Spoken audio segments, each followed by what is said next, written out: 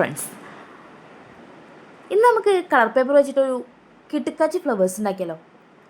അപ്പോൾ അതാണ് കേട്ടോ ഇന്നത്തെ നമ്മുടെ വീഡിയോ എന്ന് പറയുന്നത്.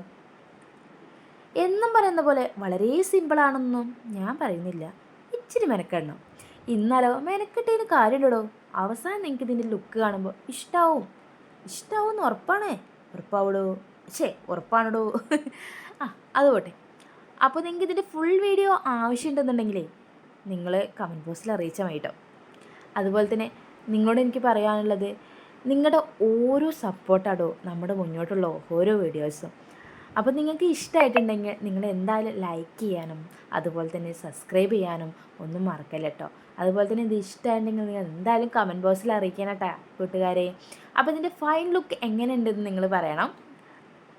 Okay, by. ഇനി നെക്സ്റ്റ് വീഡിയോയിൽ നമുക്ക് വീണ്ടും കാണാം.